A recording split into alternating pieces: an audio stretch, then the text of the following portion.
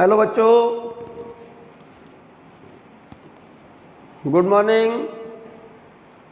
कल हम इससे प्रीवियस लेक्चर में हम सबट्रैक्शन ऑफ वेक्टर बताया था, ठीक है ना? यस, उससे रिलेटेड एक क्वेश्चन बताया था मैंने, ध्यान करो। In uniform circular motion find out the change in velocity. Change in velocity बताया था मैंने। इसके लिए relation 2b sin theta by 2, change in acceleration 2a sin theta by 2, change in momentum 2p sin theta by 2, change in force 2f sin theta by 2। ये complete मैंने discuss किया था, ठीक है ना? वहाँ से आगे की बात कर रहा हूँ। एक छोटा सा एग्जाम्पल है, आप प्रॉपर तरीके से ध्यान से सुने। ये एग्जाम्पल है बहुत छोटा सा। ये क्वेश्चन ये है, एक ब्लॉक है, ये कोई मास है, कोई बॉडी है ये, और किसी सिल्क थ्रेड से सस्पेंडेड है। इसको हमने सिल्क थ्रेड से लटका रखा है इस वजह से। क्वेश्चन ये है कि इस ब्लॉक को, इस वाली बॉडी को हम हॉरिजॉन्टल डायरेक्शन में कितना फोर्स, हम इस ऑब्जेक्ट को हॉरिजॉन्टल डायरेक्शन में कितना फोर्स हम इसको इस पर अप्लाई करें जिससे कि ये स्ट्रिंग वर्टिकल के साथ थीटा एंगल बनाए। क्वेश्चन ये रहा, determine the horizontal force required to displace a mass m suspended by a silk thread until the string makes an angle theta with the vertical. Vertical से theta angle बनाए तो उस case में ये force F कितना होगा। मान लो इस बॉडी को हमने F फोर्स लगा करके हॉरिजॉन्टल डायरेक्शन में इस तरह से खींचा जिससे कि ये स्ट्रिंग वर्टिकल के साथ थीटा एंगल बनाने लगी। तो जरा गौर से देखो, जब बॉडी यहाँ से चलकर यहाँ पहुँची, इसका वेट किधर है, mg नीचे। ये फोर्स हम निकालना है। इस स्ट्रिंग में टेंशन किधर होगा, away from the body. Tension in string always away from the body, body से अवे होता है। एरो का साइन टेंशन का हम इस बॉडी से अवे लेंगे यहाँ, ठीक है ना? ये एंगल कितना है, theta. This tension can resolve into two components. इस टेंशन को कि इस वाले टेंशन के दो कंपोनेंट कर दो। एक तो ये कंपोनेंट, ये वाला, ये एंगल थीटा होगा भाई, ये थीटा है तो ये भी थीटा होगा। एक कंपोनेंट तो ये हो जाएगा t cos थीटा, और एक कंपोनेंट हो जाएगा t sin थीटा। जिधर एंगल होता है उधर का कंपोनेंट cos होता है, उधर एंगल नहीं होता उधर का कंपोनेंट sin होता है। तो इस टेंशन के तो दो कंपोनेंट कर दिए आपने, t cos और एक t sin, ठीक है ना? इन इक्विलिब्रियम पोजीशन, इस वाले कंडीशन में इस जगह पर, इस बॉडी पर अब कितने फोर्स है, 4 फोर्स है, और बॉडी इक्विलिब्रियम पोजीशन में है। This force equal to this force and this force equal to this force, क्योंकि टेंशन के तो दो कंपोनेंट कर दिए, तो इस टी से तो कोई मतलब है नहीं। तो अब इस बॉडी पर कितने फोर्स हैं, 4 फोर्स हैं। एक तो T cos theta, downward weight है, इस डायरेक्शन में फोर्स F है, इस डायरेक्शन में force T sine theta. Body यहाँ पर इक्विलिब्रियम पोजीशन में है, इसका मतलब क्या होगा, नेट फोर्स 0। ऐसा तभी होगा जब ये फोर्स बराबर इसके हो और ये फोर्स बराबर इसके हो। ये बात मैंने यहाँ लिख दिया, ये रही। This tension can resolve into two components, T cos and T sin. In equilibrium position, upward force equal to downward force. Horizontal force F equal to horizontal force कौन सा, T sin थीटा। तो F equal to तो T sin theta, और vertical force कौन सा है, T cos theta equal to mg, तो mg equal to T cos theta. ध्यान दीजिए, equation first divide by second. Equation first को सेकंड से डिवाइड करेंगे तो क्या होगा, इक्वेशन फर्स्ट को, इस फर्स्ट इक्वेशन को सेकंड से डिवाइड कर दो, तो दिस डिवाइड बाई दिस, तो t से t कट गया, f अपॉन mg, तो f upon mg equal to t sine theta upon t cos theta. t से t cancel, sine upon cos क्या बन गया, tan, f अपॉन mg बराबर क्या बन गया, ये इक्वल टू tan थीटा। हमें क्या चाहिए था, f निकालना है ना, तो इस mg को यहाँ ले जाओ, तो f बराबर mg tan थीटा। अगला बहुत इंपॉर्टेंट पॉइंट और interesting point, crossing the river. इसके ऊपर बच्चों क्वेश्चंस आया करता है, कॉम्पिटिटिव एग्जाम में, नीट में भी आता है और आपकी IIT एंट्रेंस एग्जाम में भी आता है। ठीक है ना। क्रॉसिंग द रिवर, इसके दो केसेस हैं। एक तो man tends to cross a river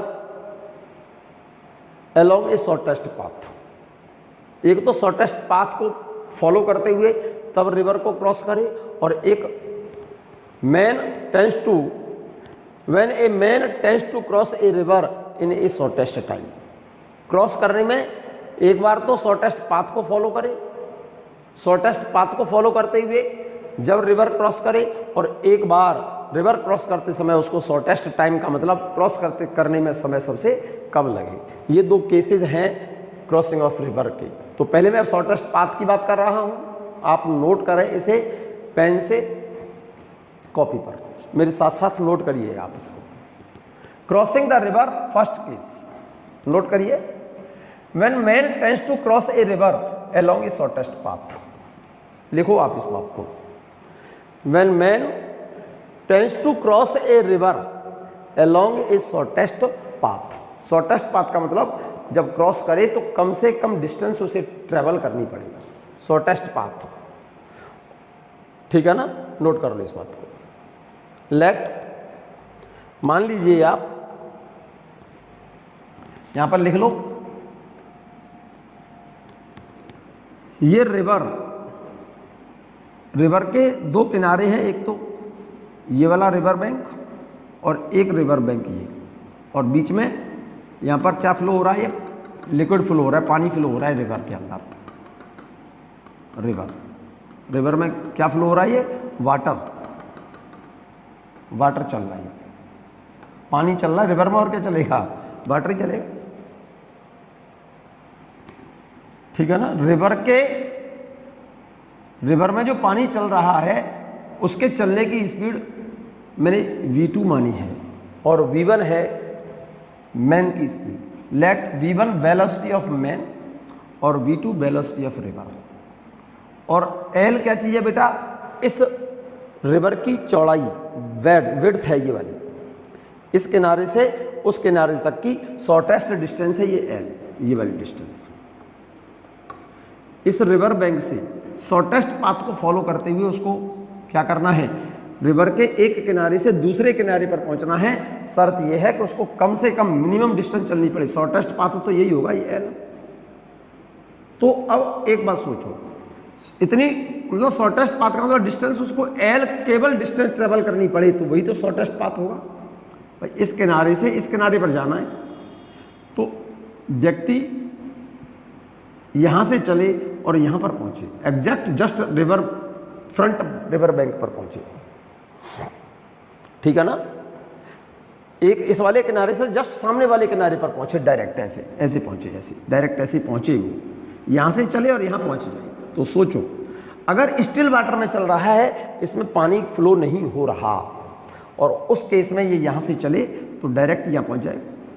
लेकिन अगर रिवर का फ्लो है, वाटर का फ्लो है, और अगर वो इस डायरेक्शन में चलता है, तो सोचो दिमाग से, अगर वो इस डायरेक्शन में चलेगा, यहाँ से इधर चलना शुरू करे और पानी फ्लो हो रहा है ऐसे, तो क्या ये इस बैंक से यहाँ पहुँचेगा? नहीं पहुँचेगा, क्योंकि डायरेक्ट अगर अक्रॉस द रिवर्स फ्लो करता है, स्विंग करता है, अक्रॉस द रिवर स्विम करता है, इधर से इधर की तरफ चलना, ऐसे चलना शुरू करता है, तो पानी का जो बहाव है ना, वो इस जगह पर नहीं ले आएगा उसको। बहाव क्या करेगा, ऐसे जा रहा है तो बहाव पानी के फ्लो की वजह से वो यहाँ ना पहुँच करके इधर आगे पहुँचेगा। हम चाहते हैं कि शॉर्टेस्ट पाथ को फॉलो करते हुए जस्ट एक किनारे से जस्ट सामने वाले किनारे पर पहुँचे, तो डेफिनेट उसको किधर स्विम करना पड़ेगा, अप स्ट्रीम में। अप स्ट्रीम का मतलब पानी फ्लो इधर हो रहा है, ये तो अप स्ट्रीम कहलाएगी। जिधर फ्लो हो रहा है वो तो डाउन स्ट्रीम, और इधर से इधर जा रहा है, जिस डायरेक्शन में जा रहा है वो तो डाउन हो गया, और जिधर से आ रहा है वो अप स्ट्रीम। तो इसका मतलब व्यक्ति यहां से तैरना शुरू करे, इधर की तरफ चल करके ऐसे जाए, ऐसे स्विम इस डायरेक्शन में करेगा, तो पानी का जो बहाव है ना, पानी का जो फ्लो है, वो उस व्यक्ति को यहां नहीं पहुंचने देगा, वो जस्ट कहां ले पहुंचेगा, जस्ट इस वाले किनारे से अगले वाले, इस सामने वाले किनारे पर ले जाएगा। तो शॉर्टेस्ट पाथ को फॉलो करेगा, फिर उस केस में ये वाली डिस्टेंस। तो इस रिवर बैंक से इस रिवर बैंक तक शॉर्टेस्ट डिस्टेंस कितनी हो गई L, और यहाँ से इस डायरेक्शन में चलने की, अगर इस मैन चल इधर रहा है और पानी का फ्लो इधर है, तो इस मैन की रिजल्टेंट वेलोसिटी क्या निकलेगी? रिजल्टेंट वेलोसिटी तो मैन की ये वाली होगी। तो ये तो डिस्टेंस मुझे पता है L, और इस डायरेक्शन में अगर मैन की रिजल्टेंट वेलोसिटी निकल आई, एक्चुअल में मैन चल तो इधर रहा है v1 वेलोसिटी से, और नदी का बहाव कितना है v2, तो इन दोनों का जो रिजल्टेंट आएगा वो उस मैन के स्विम करने की रिजल्टेंट स्पीड आएगी, रिजल्टेंट वेलोसिटी आएगी। तो मैन को इस किनारे से, इस वाले रिवर बैंक से इस रिवर बैंक तक पहुंचने में टाइम अगर हमें निकालना है, तो यहाँ से यहाँ तक की डिस्टेंस और इस डायरेक्शन में मैन की रिजल्टेंट स्पीड पता कर लो, तो यहाँ से यहाँ पर पहुँचने का समय निकल आएगा। तो यहाँ पर एक लाइन लिखी है आपने, When man tends to cross a river along a shortest path, along a shortest path का मतलब कम से छोटा पाथ ट्रेवल करना चाहता है और रिवर क्रॉस हो जाए, रिवर के एक किनारे से दूसरे किनारे पर पहुंच जाए। हमने मान लिया है, यहाँ पर क्या मान लिया है? v1 वेलोसिटी ऑफ मैन है और v2 velocity of water in river, पानी का बहाव है, ये पानी के चलने की वेलोसिटी है कितनी? v2। वेलोसिटी ऑफ रिवर का मतलब रिवर के अंदर पानी चल रहा है, पानी की वेलोसिटी होगी ये। L क्या चाहिए बेटा? विड्थ ऑफ रिवर, इस रिवर की चौड़ाई है ये। हम ये चाहते हैं क्योंकि पानी का फ्लो इधर है और मैन इस किनारे से इस किनारे पर पहुंचना चाहता है, तो किधर जाए? अप स्ट्रीम में जाए या डाउन स्ट्रीम में जाए?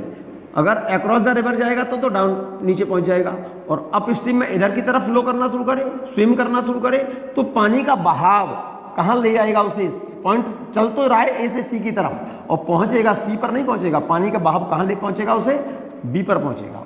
इसीलिए लिख दिया है, in order to reach a point exactly opposite to the other bank of the river, shortest path he must swim upstream along AC, he will reach at B। फिर से समझ लो, हमको मैन को यहां से शॉर्टेस्ट पाथ को follow करते हुए यहां पहुंचना है। अगर ऐसे स्विम करता है तो पानी का बहाव इसको नीचे ले जाएगा, शॉर्टेस्ट पाथ नहीं होगा। तो अप स्ट्रीम में अगर चलना शुरू करे तो पानी का बहाव कहां से? ए से सी की तरफ चलना शुरू करे व्यक्ति तो कहां पहुंचेगा?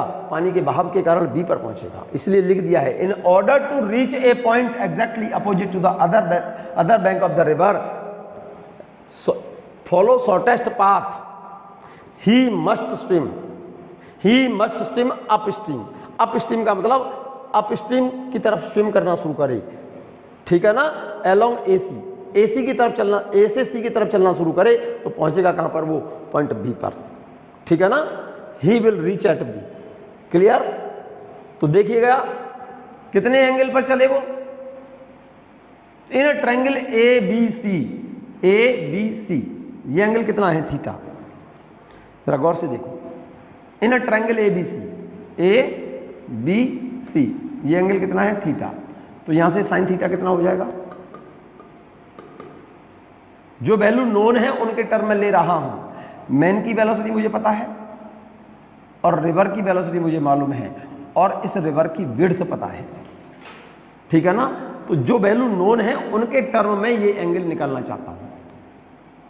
इस वाले ट्रायंगल में जरा गौर से देखो, ये एंगल तो 90 है, ये परपेंडिकुलर और ये हाइपोटेनस।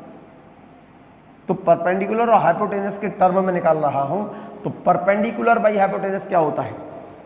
परपेंडिकुलर कितना है? v2, ये भी वैल्यू नोन है, क्वेश्चन में गिवन होगी, अपॉन हाइपोटेनस कितना है? v1।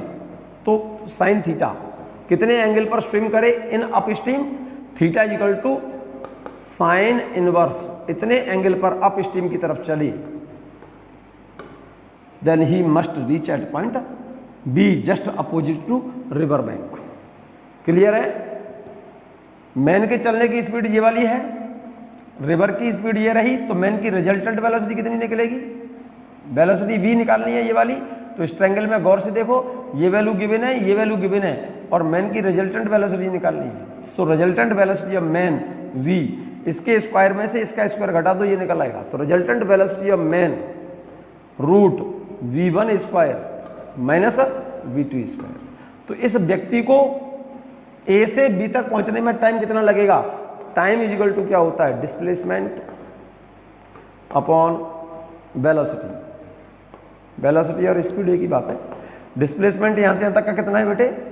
एल, और वेलोसिटी कितनी है? v, means L upon root v1 square minus v2 square. इतना टाइम लगेगा इस रिवर को क्रॉस करने में, शॉर्टेस्ट पाथ को फॉलो करने में टाइम जो लगेगा उसको L upon root v1 square minus v2 square. Check कर लो यहां से, यही बात मैंने लिखी है। In order to reach a point exactly opposite to the other river bank along shortest path he must swim in upstream along AC, he will reach at point B। इस वाली फिगर में समझ आ गया होगा, ये फिगर बना लो अच्छे से, पहले फिगर बनाओ, ये फिगर बना लो। बना लिया? एक किनारे से दूसरे किनारे पर जाना है। In order to reach a point exactly opposite to the other bank of the river, एक किनारे से जस्ट सामने अपोजिट रिवर बैंक पर पहुंचना है, शॉर्टेस्ट पाथ को फॉलो करते हुए। शॉर्टेस्ट पाथ यही होगा। Then man must swim in upstream, man must swim in upstream along AC, he reach at point B. AC की तरफ चलेगा तो पॉइंट बी पर पहुंचेगा। इन a triangle A B C, चलने की डायरेक्शन जो एंगल चाहिए हमें, तो जो वैल्यू हमको नोन है उसके टर्म में दो। ये तो वेलोसिटी किसकी है? रिवर की। ये वेलोसिटी मैन की, और ये रिजल्टेंट आएगा इन दोनों का। ये रिजल्टेंट वेलोसिटी ऑफ मैन, क्योंकि यहाँ से यहाँ पहुँच रहा है ना, तो पाथ तो यही वाली डिस्टेंस तो ये वाली ट्रेवल की एल, और मैन के चलने की रिजल्टेंट वेलोसिटी और निकाल लो, क्योंकि मैन की चलने की स्पीड ये रही और रिवर की स्पीड ये रही, तो दोनों का कंबाइंड इफेक्ट तो मैन की वेलोसिटी निकलेगी ना। तो ट्रायंगल में sine theta equal to v2 by v1। देखो यहाँ से sine theta equal to perpendicular by hypotenuse. v2 perpendicular कितना है? v2, और हाइपोटेनियस कितना है? v1। तो sine theta equal to v2 by v1। तो रिजल्टेंट वेलोसिटी कितनी निकलेगी? v। ये वाली रिजल्टेंट वेलोसिटी कितनी आएगी? ये वाली। इस राइट एंगल ट्रायंगल में इसके स्क्वायर में से इसका स्क्वायर सब्ट्रैक्ट कर दो, तो ये निकल आई। क्लियर है बात? अरे भाई वेलोसिटी v निकालनी है, v1 और v2 मुझे पता है, राइट एंगल ट्रायंगल है, पाइथागोरस लगाओ। इसके स्क्वायर में से इसका स्क्वायर सब्ट्रैक्ट करेंगे तो ये वैल्यू निकलेगी कि नहीं निकलेगी? पहले ये बता दो मुझे। निकलेगी? ये निकलेगी, ये रही resultant velocity v1 square minus v2 square. v आ गया v1 स्क्वायर में से v2 स्क्वायर को घटा दोगे तो v स्क्वायर आएगा, तो v की वैल्यू कितनी आ गई? Root v1 square minus v2 square. Shortest distance कितनी है? रिजल्टेंट डिस्टेंस कितनी है? l है। Time to cross a river, उस व्यक्ति को नदी को पार करने में कितना समय लगेगा? टाइम का फॉर्मूला होता है resultant total distance upon total speed. Time, अरे speed equal to distance upon time, तो time equal to distance upon speed. तो resultant distance upon resultant speed. Resultant distance कितनी है? एल है, और रिजल्टेंट स्पीड कितनी है? ये रही रिजल्टेंट स्पीड, डिवाइड करके। तो शॉर्टेस्ट पाथ को फॉलो करने में टाइम इतना लगेगा उसे। ये आप नोट कर लो इस बात को, फिर से नोट कर लो। लिए चलो, क्लियर हो गई बात? शॉर्टेस्ट पाथ को फॉलो करना है उसे, सामने वाले किनारे से ठीक अपोजिट वाले किनारे पर पहुंचना है, तो अप स्ट्रीम में स्विम करना पड़ेगा उसे। Along AC he must reach at point B. Let velocity v1 is velocity of man, v2 velocity of water in river. ठीक है, l is width of river. ठीक, तो टेन थीटा कितना और साइन थीटा कितना होगा इसमें से? साइन थीटा क्यों निकाला मैंने? क्योंकि हमको जो वैल्यू गिवन है v1 और v2 गिवन है, इन दोनों के टर्म में ही मुझे ये एंगल निकालना है। तो ये एंगल कैसे निकलेगा? Perpendicular by hypotenuse sine theta होगा। ये रहा। रिजल्टेंट वेलोसिटी कितनी है? ये वाली मैन की। इस वेलोसिटी के स्क्वायर में से इस वेलोसिटी का स्क्वायर घटा दोगे, ये वेलोसिटी का स्क्वायर आ जाएगा, तो v बराबर आएगा रूट v1 स्क्वायर। v बराबर आएगा root v1 square minus v2 square. ये पाइथागोरस लगाया है मैंने, ये रहा। और शॉर्टेस्ट डिस्टेंस ट्रेवल की है मैन ने कितनी, एल। एल क्यों बोला आपने, क्योंकि मैन तो इधर गया है, स्विम करना तो उसने इधर किया ना, स्विम करना तो इधर स्टार्ट किया, लेकिन रिवर का जो फ्लो है ना वो इधर थोड़ी जाने देगा, वो इस मैन को इधर के बजाय वो यहाँ ले आएगा। तो इसका मतलब मैन ने तो इतनी डिस्टेंस ट्रेवल की ना, केवल ये डिस्टेंस कितनी है, एल है। तो शॉर्टेस्ट डिस्टेंस कितनी है, एल है। तो शॉर्टेस्ट डिस्टेंस को क्रॉस करने में कितना टाइम लगा, shortest distance upon resultant speed, resultant distance upon resultant speed, time निकल आए। और क्रॉस करने में कम से कम टाइम खर्च हो, इसका सेकंड केस है ये रहा, when a man tends to cross a river in a shortest time. River को क्रॉस करने में कम से कम समय लगे, पहले इसको आप नोट कीजिए, इस फिगर को भी। व्हेन ए मैन, नोट करो, when a man tends to cross a river in a shortest time, कम से कम समय में नदी को पार करना है, मतलब नदी को क्रॉस करने में टाइम सबसे कम लगे। नदी को क्रॉस करने में सबसे टाइम कम लगे तो इसका मतलब अक्रॉस द रिवर चले, ए से बी की तरफ चले, इधर की तरफ चले तो सबसे कम समय लगेगा, क्योंकि इस इधर की तरफ चलेगा, ऐसे चलेगा, वो तो ये सोच करके चलेगा कि मुझे कम दूरी चलनी पड़ रही है, ये वाली डिस्टेंस, वो तो ये सोच के चलेगा कि मुझे कम डिस्टेंस चलनी पड़े, ये वाली डिस्टेंस इधर की तरफ चले तो सबसे कम समय लगेगा। वो तो यही सोचेगा कि यहाँ से मैं यहाँ पहुँचूँ तब समय कम लगेगा, लेकिन जब जैसे ही यहाँ से इधर स्विम करना शुरू करेगा तो रिवर का जो फ्लो है वो ए से बी तक पहुँचने नहीं देगा, फ्लो बी से कहाँ पर ले जाएगा, उसे सी पर ले जाएगा, ठीक है नहीं। ही must swim across the river along AB and he reach at point C, ये बात मैंने लिख दी यहाँ, ये रही। In order to cross a river in a shortest possible time, सबसे कम समय लगे, he must swim across the river along AB, along AB he reach at point C, चले तो A से B की तरफ, रिवर का फ्लो B पर नहीं ले जाएगा, उसे कहाँ पर ले जाके पटक देगा, पॉइंट C पर ले जाएगा।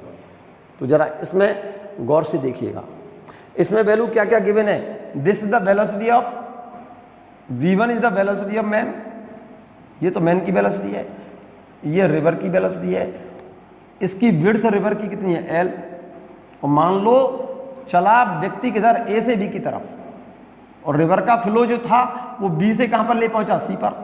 तो जितने समय में रिवर व्यक्ति को इधर जाना चाहिए था, लेकिन रिवर का फ्लो उसको b से कहां पर ले गया, c तक।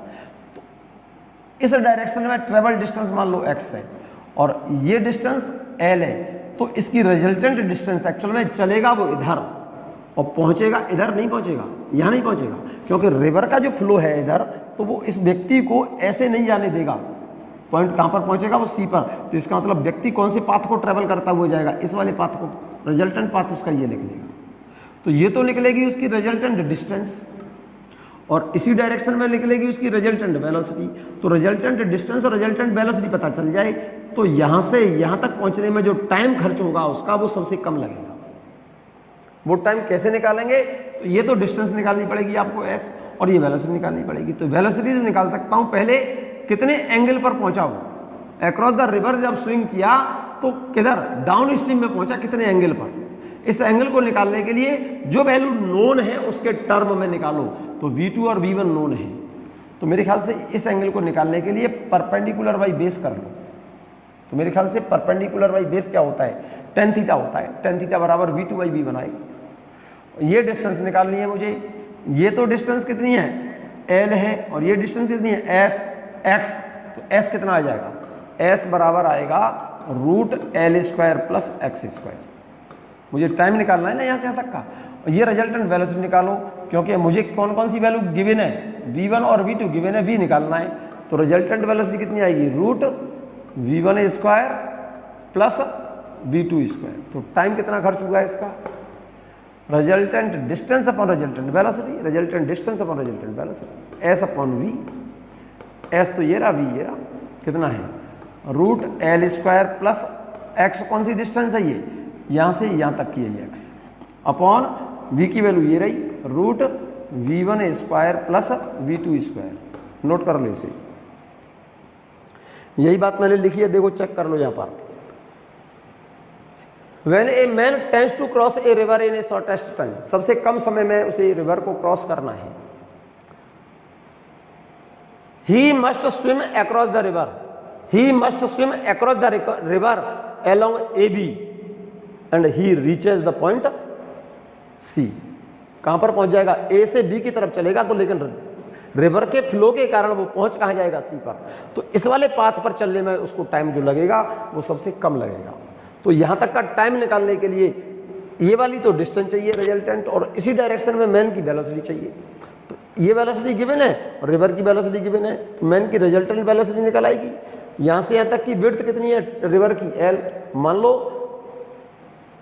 बी से सी तक जो डिस्टेंस ट्रेवल की गई है, जितने समय में ये व्यक्ति यहां पहुंचा, तो रिवर के फ्लो के कारण पॉइंट बी से सी तक की डिस्टेंस कितनी, उतने टाइम में कितनी है? एक्स है। ठीक है ना? तो ये रिजल्टेंट डिस्टेंस कितनी हो जाएगी? ये डिस्टेंस कितनी हो जाएगी? इसका स्क्वायर प्लस इसका स्क्वायर बराबर इसका स्क्वायर। ठीक है ना? और ये वेलोसिटी कितनी होगी? ये वेलोसिटी का स्क्वायर प्लस इसका स्क्वायर बराबर ये स्क्वायर। तो चेक करो जरा, v1 velocity of man, v2 velocity of river, l क्या चीज है? विड्थ है, v resultant velocity of man और s रिजल्टेंट डिस्टेंस है। तो tan theta equal to v2 by v1 होगा। देखो यहाँ से tan थीटा बराबर perpendicular by base. tan theta क्यों लिखा? क्योंकि ये वैल्यू मुझे परपेंडिकुलर मालूम है, बेस मालूम है, तो यहाँ पर इसीलिए तो जो वैल्यू नोन है उसके टर्म में वैल्यू निकालेंगे हम। tan थीटा बराबर v2 बाई v1। ये resultant velocity v equal to root v1 square plus v2 square. यहाँ से चेक कर लो, v आ जाएगा v1 का स्क्वायर प्लस v2 का स्क्वायर। ये v2 है, ये v1 है, तो v आ जाएगा। और s कितना आएगा? ये डिस्टेंस कितनी है? l। l का स्क्वायर प्लस x स्क्वायर बराबर s स्क्वायर। तो s बराबर क्या आ गया? देखो v तो आ गया root v1 square plus v2 square, और s आ गया root l square plus x square. So time to cross the river, resultant distance upon resultant velocity. Resultant distance कितनी है? s, और रिजल्टेंट वेलोसिटी कितनी है? v। नोट करिएगा आप इसे। तो टाइम कितना लगा रिवर को क्रॉस करने में? Root l square plus x square upon root v1 square plus v2 square. s और v की वैल्यू रख दी ना मैंने यहाँ पर। s की वैल्यू कितनी है? ये रही। v की वैल्यू कितनी है? ये रही। ये वैल्यू मैंने यहाँ रख दी, s अपॉन v। s की, इस s की जगह पर तो ये वैल्यू लिख दी, ये रही, और इस v की जगह पर ये वैल्यू लिख दी, ये रही। This is the minimum possible time to cross the river. This is the minimum possible time to cross the river. आप नोट कर लीजिए, पहले इसे ठीक से नोट कर लो। इसे सब बच्चे नोट करो, नोट करिए तभी बात बनेगी बच्चों।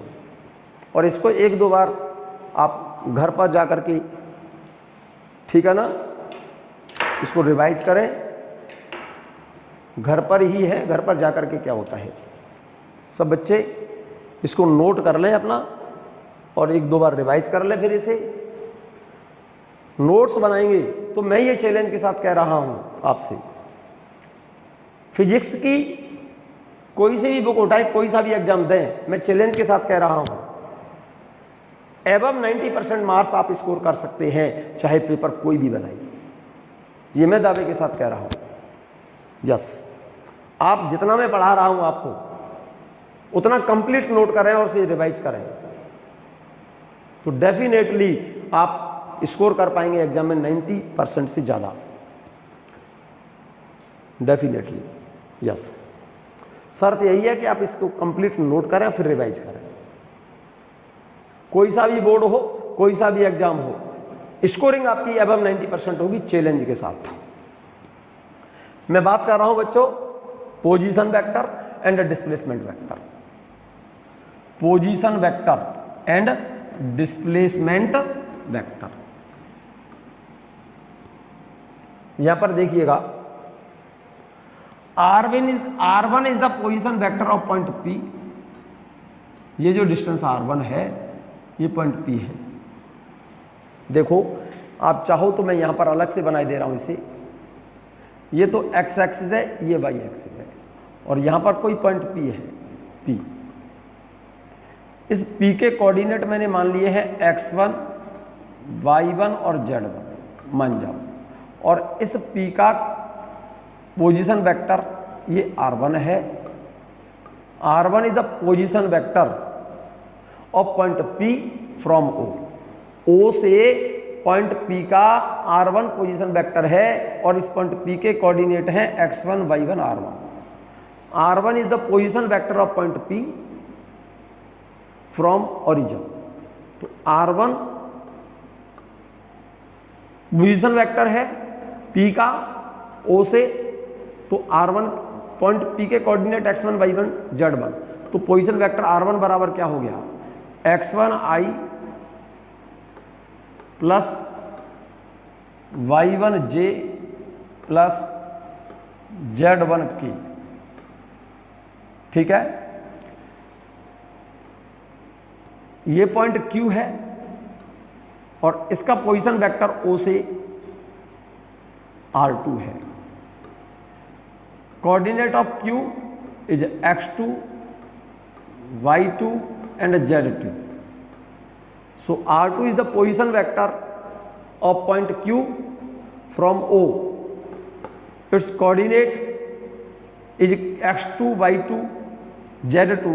Then position vector of Q from O is x2 I cap plus y2 j cap plus z2 k cap. R1 is the position vector of P from O and R2 is the position vector of Q from O. P का coordinate x1 y1 z1 और Q का coordinate x2 y2 z2। तो मुझे displacement vector चाहिए from P to Q। Find out the displacement from P to Q। ये वाला displacement चाहिए मुझे, delta R। So delta R is the displacement vector from P to Q। Delta R, यहां पर delta R क्या चीज है, P से Q तक का डिस्प्लेसमेंट वेक्टर है। This the displacement vector, displacement vector from P to Q।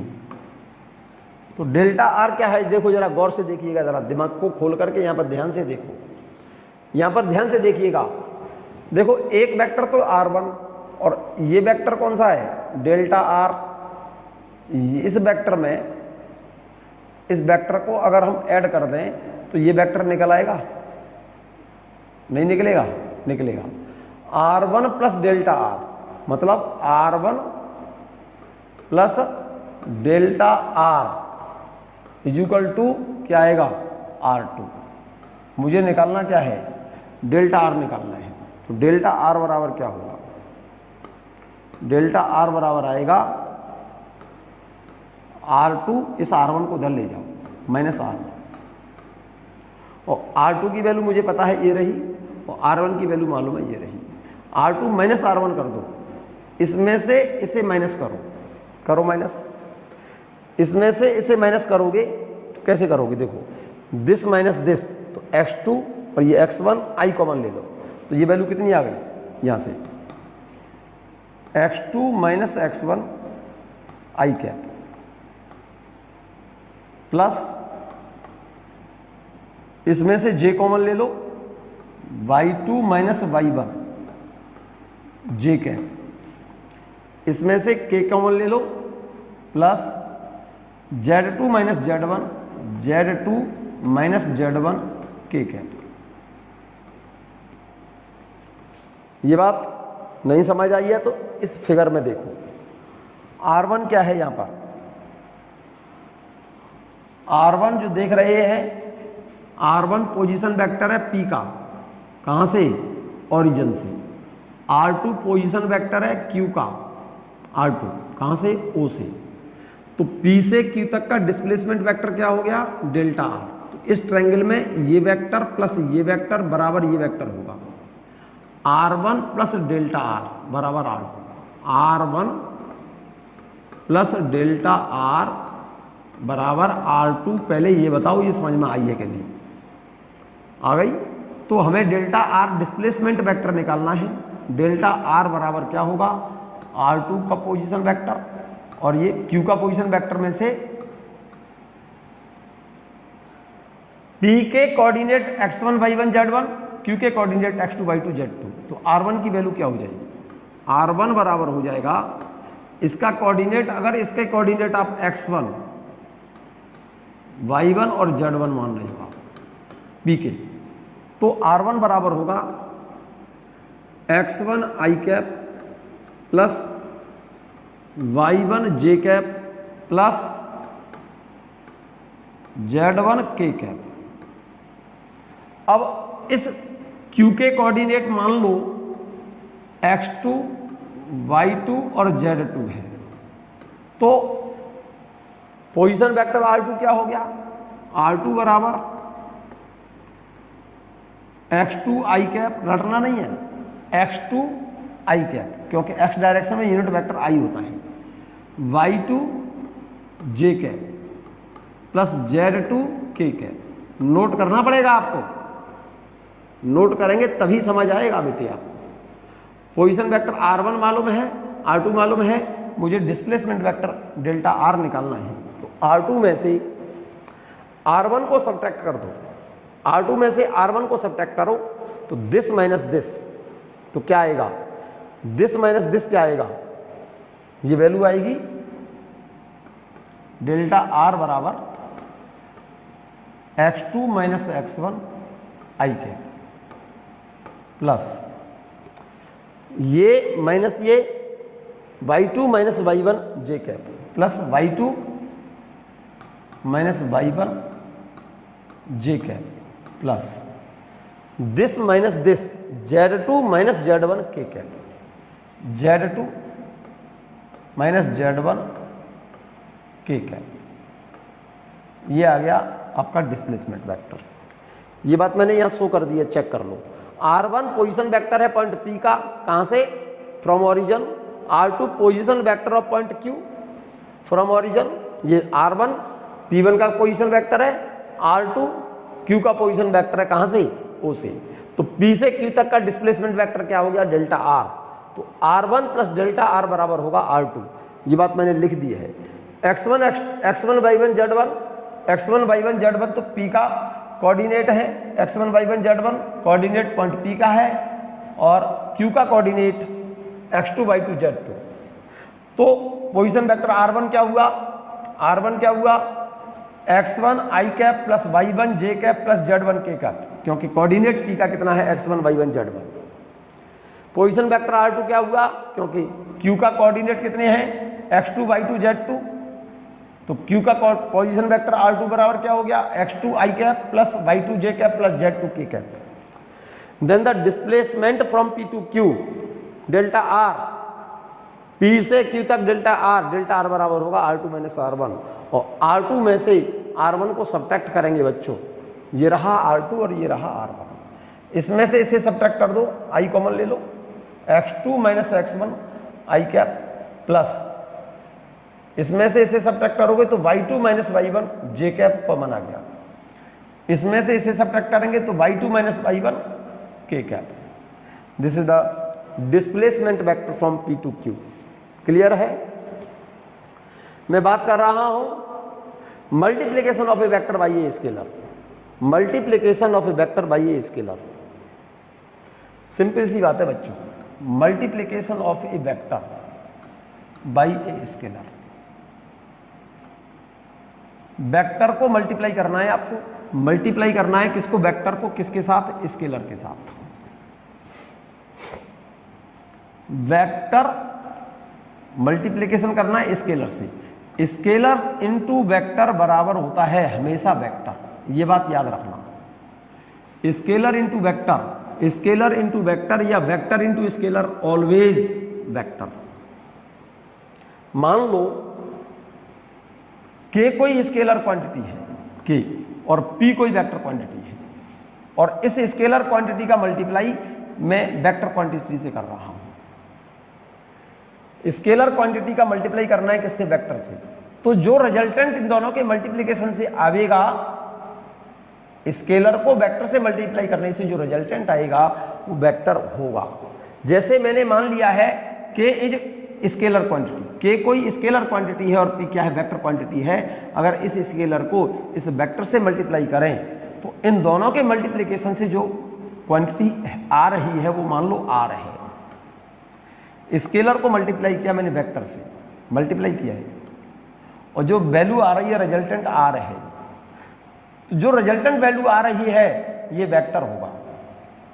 Are कैसा होगा? वेक्टर होगा, क्योंकि स्केलर को वेक्टर से मल्टीप्लाई करते हैं तो जो भी रिजल्टेंट आता है वो वेक्टर होगा, और उस रिजल्टेंट की जो डायरेक्शन होगी वही होगी जो पी की है, इस वेक्टर की है।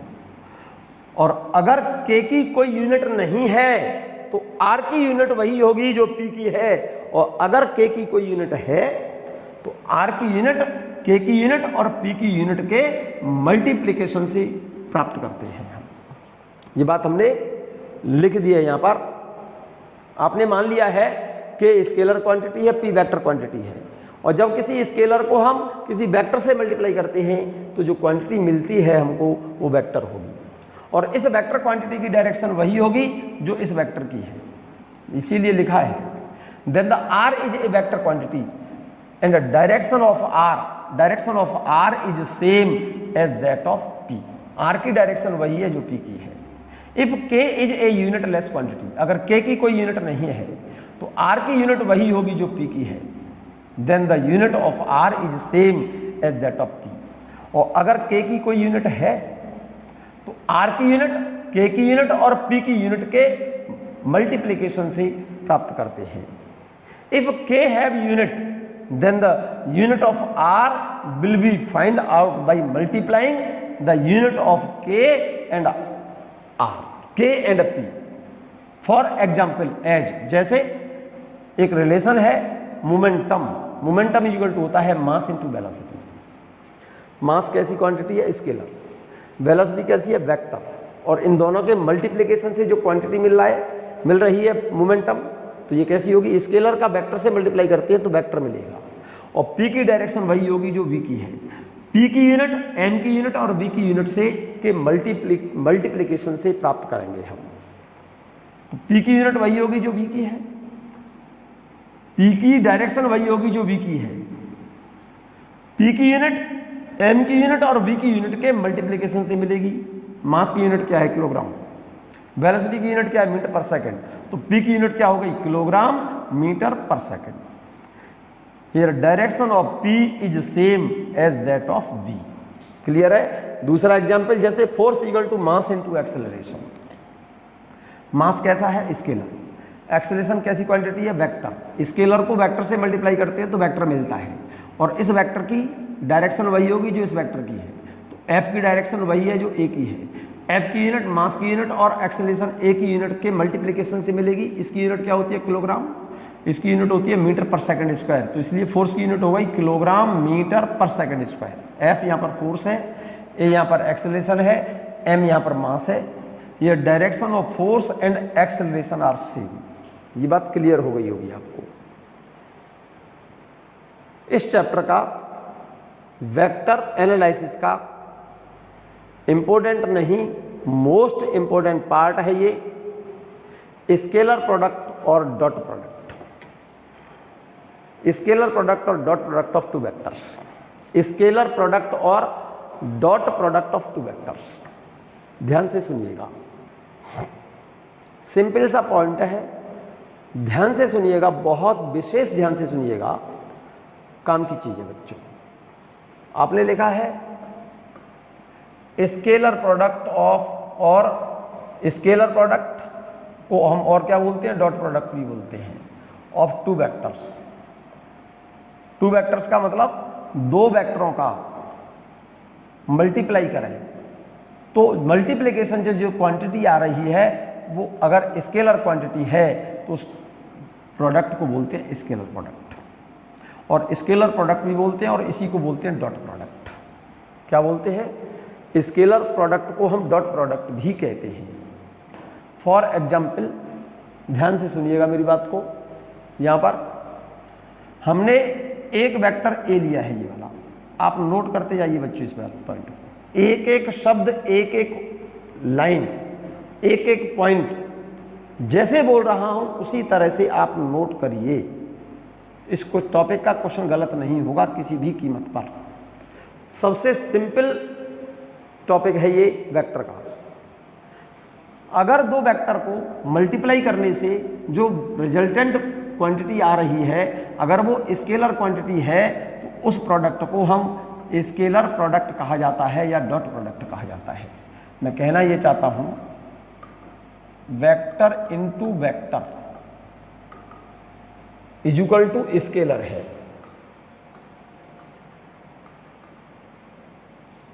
कैसी क्वांटिटी है? Scalar quantity. वेक्टर को मल्टीप्लाई करने से वेक्टर को वेक्टर से मल्टीप्लाई करने से अगर स्केलर आ रहा है तो इस प्रोडक्ट को स्केलर बोलते हैं। और वेक्टर इनटू वेक्टर बराबर स्केलर भी हो सकता है और ये वेक्टर भी हो सकता है। ये बहुत और अच्छे से याद रखो। वेक्टर इनटू वेक्टर बराबर वेक्टर स्केलर भी हो सकता है और वेक्टर इनटू वेक्टर बराबर वेक्टर भी हो सकता है। अगर वेक्टर इनटू वेक्टर बराबर स्केलर है तो इस प्रोडक्ट को कहते हैं हम स्केलर प्रोडक्ट, और अगर वेक्टर इनटू वेक्टर है तो उस प्रोडक्ट को बोला जाता है वेक्टर प्रोडक्ट। तो पहले हम जो पढ़ा रहे हैं वो स्केलर प्रोडक्ट पढ़ा रहे हैं, पहले अभी हम वेक्टर प्रोडक्ट नहीं पढ़ा रहे। पहले हम वेक्टर को वेक्टर से मल्टीप्लाई करने पर स्केलर क्वांटिटी अगर आ रही है तो उसको प्रोडक्ट को हम स्केलर प्रोडक्ट कहते हैं। पहले हम स्केलर प्रोडक्ट पढ़ा रहे हैं आपको, ठीक है?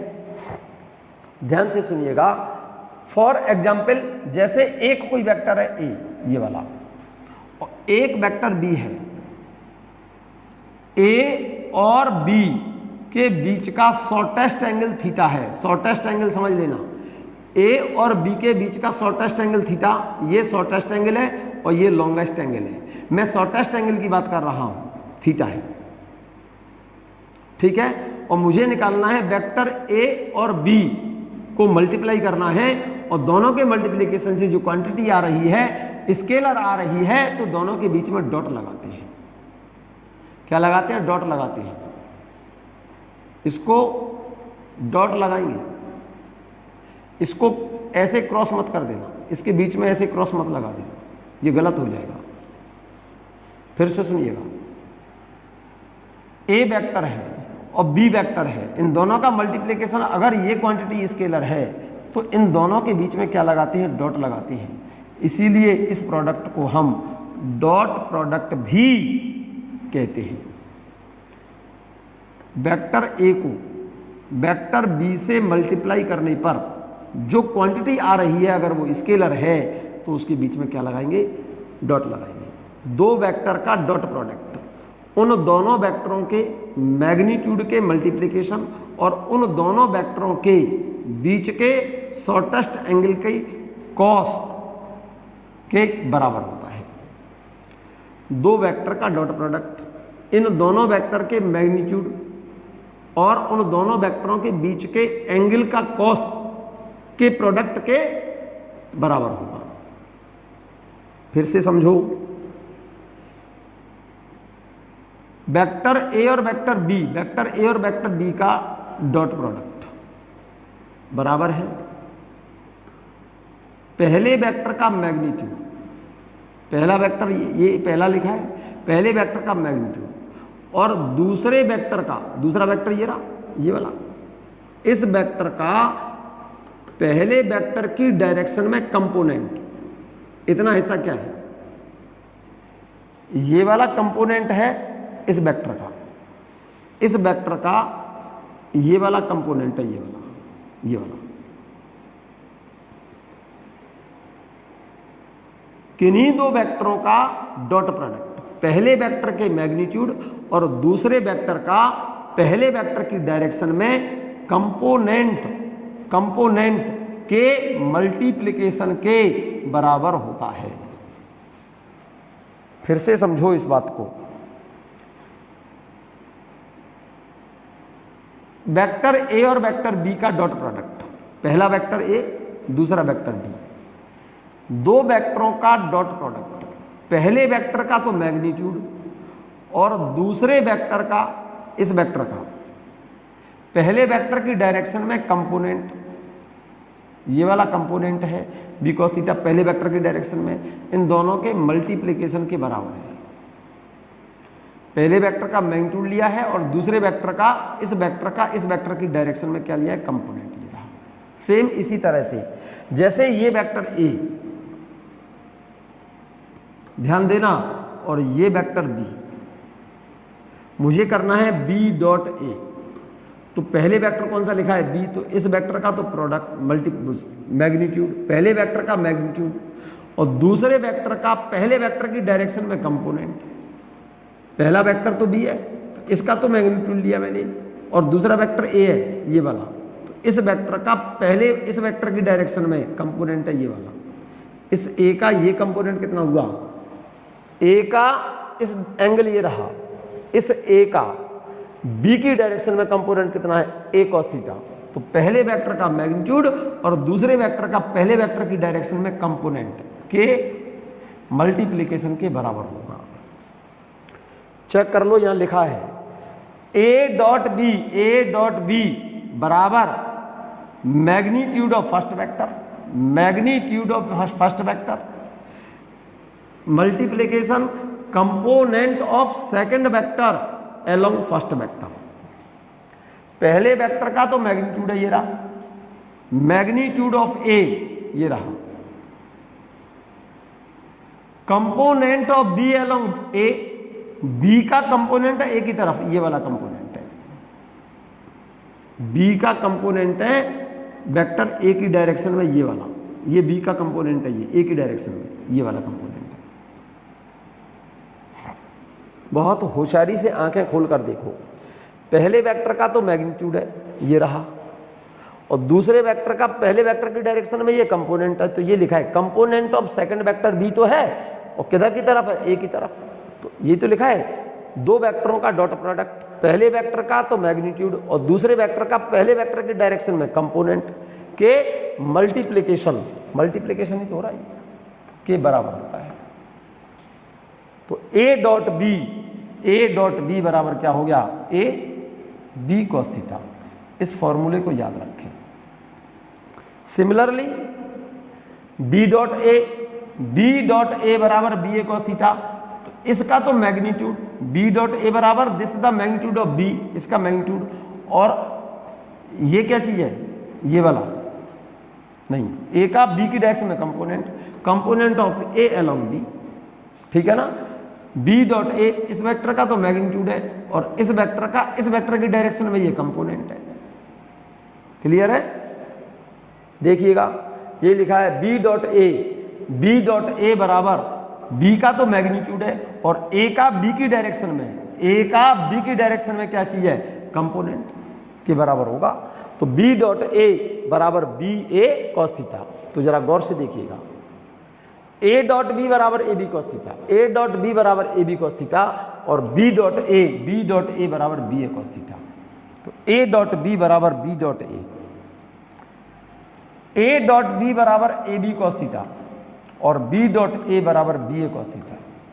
मान लो ए की वैल्यू 5 और इसकी वैल्यू 6, तो 5 इंटू 6, इसकी वैल्यू कितनी है 6 और इसकी वैल्यू कितनी है 5, 5 इंटू 6 30, 6 इंटू 5 30। इसका मतलब ए डॉट बी बराबर ए बी कॉस थीटा और बी डॉट ए बराबर बी ए कॉस थीटा। इसका मतलब ए डॉट बी बराबर बी डॉट ए, इसीलिए लिख दिया है यहाँ पर ए डॉट बी बराबर B dot A. So the commutative law is obeyed here, commutative law is obeyed here, ठीक है ना। कॉम्यूटेटिव लॉ का मतलब क्रम बदल करके हम लिख सकते हैं, ए डॉट बी को बी डॉट ए लिख सकते हैं, बी को ए की जगह पर और ए को बी की जगह पर लिख सकते हैं। क्यों?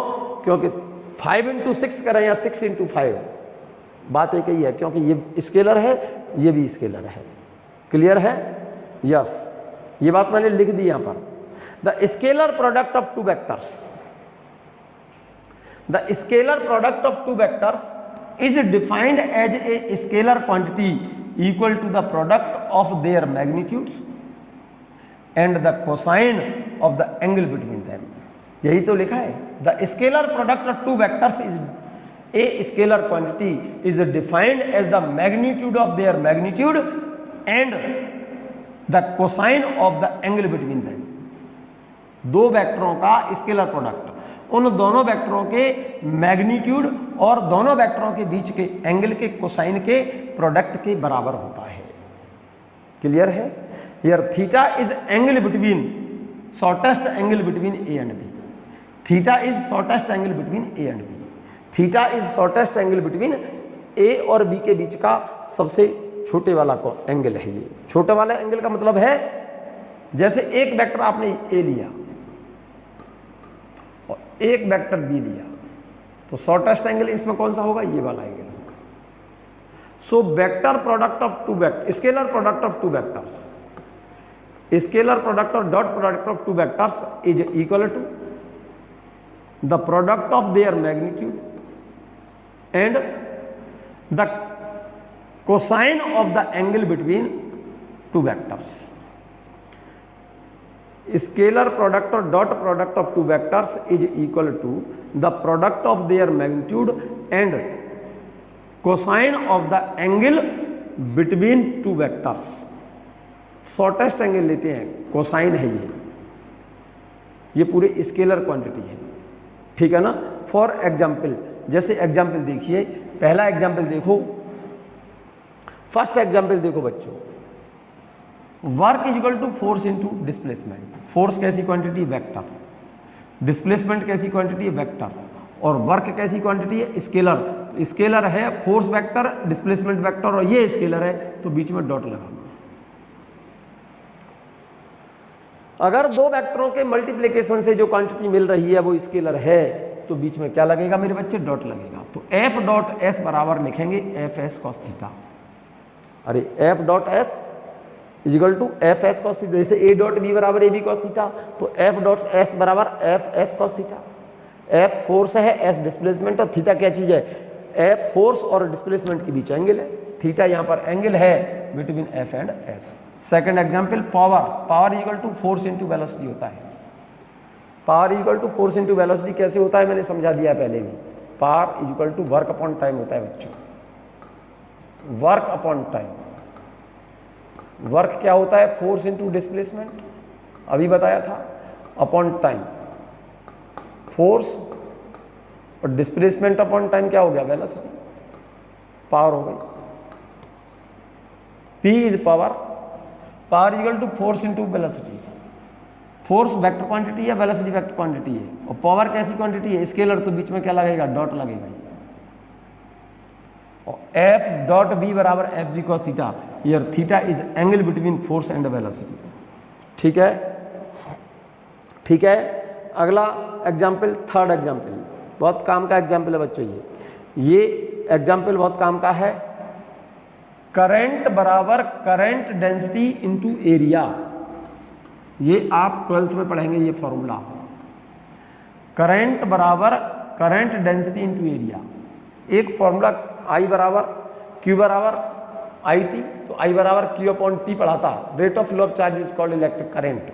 मैं 12th में ये फॉर्मूला पढ़ाऊंगा। एक फॉर्मूला करंट का और है, करंट बराबर current density into area.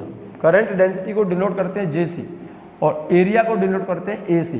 Area vector quantity है और करंट डेंसिटी भी वेक्टर क्वांटिटी है। और करंट कैसी क्वांटिटी है? स्केलर। मैं पहले बता चुका हूं। ये वेक्टर और ये वेक्टर और करंट स्केलर है, तो बीच में क्या लगाएंगे? डॉट लगाएंगे। तो ए आई बराबर J dot A, J A cos theta. यहाँ पर थीटा क्या चीज है?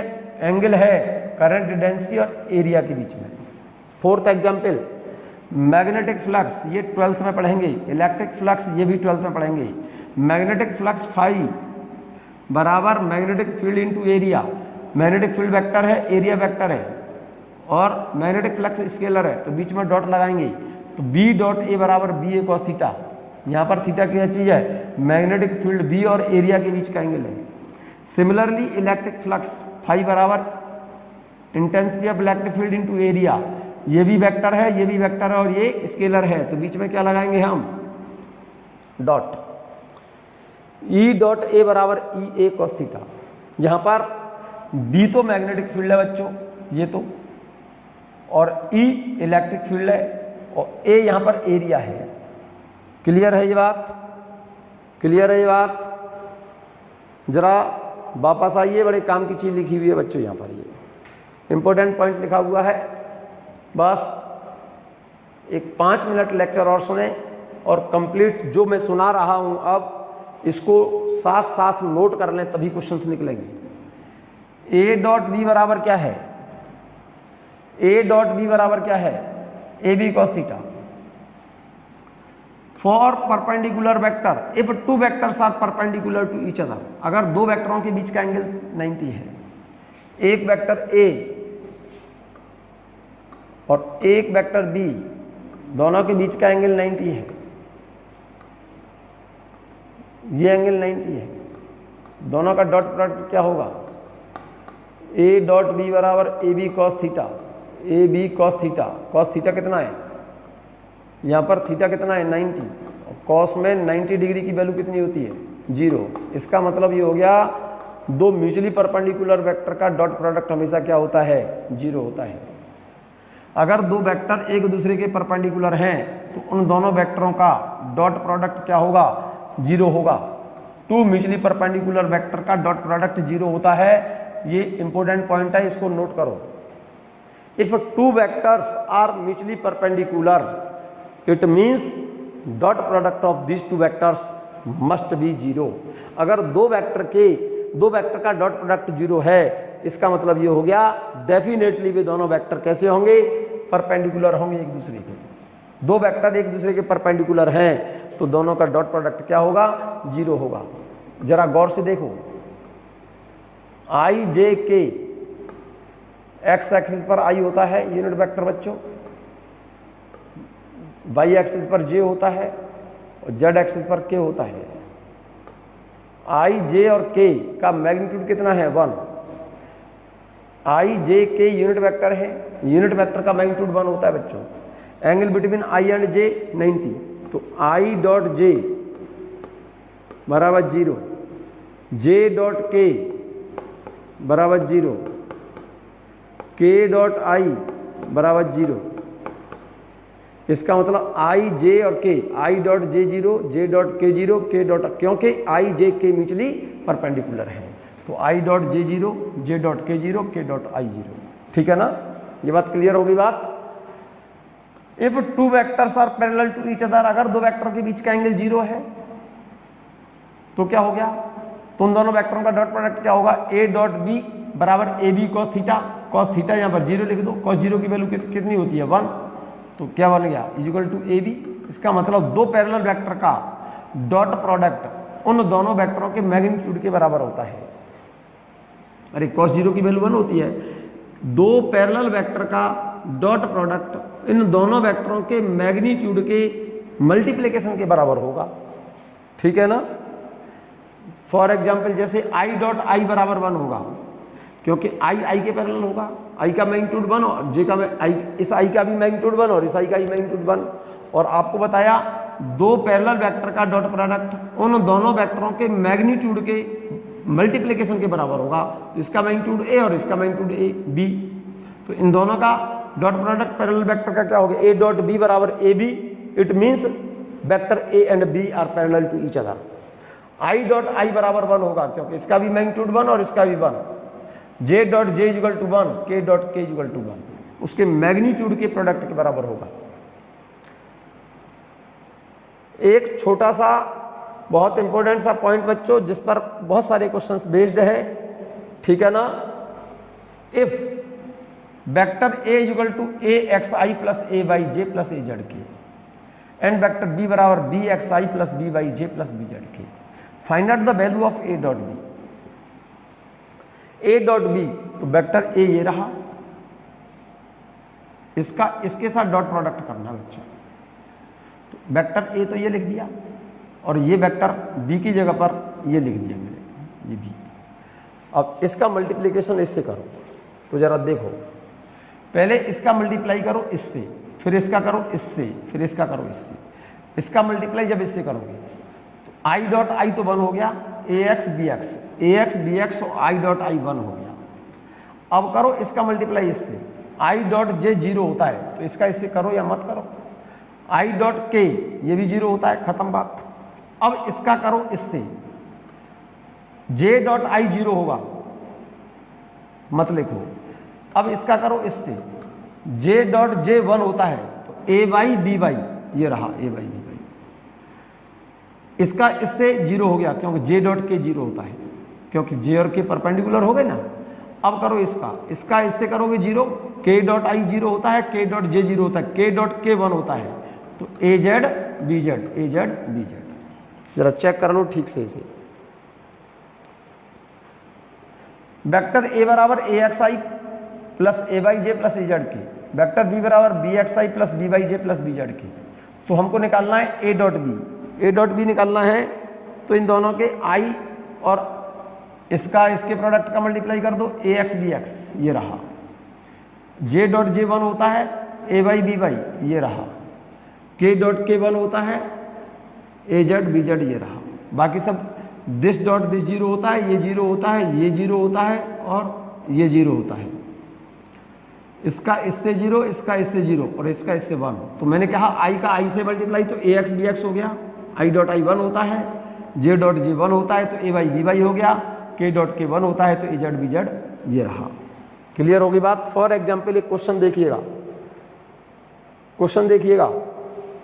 If force on a body, किसी बॉडी पर लगने वाला एक फोर्स दे रखा है उसने क्वेश्चन में, F बराबर 2i minus J plus 3k newton and displacement of body is i minus 2j plus k metre, find out the work done. Work का फॉर्मूला होता है W equal to F dot D, और F dot D, F ये रहा और D ये रहा। D की जगह पर मैंने क्या लिख दिया S, F की जगह पर F x S x, अरे F डॉट S लिख रहे हैं ना, F dot S, I dot I one होता है तो F x S x plus F y S y plus F z S z।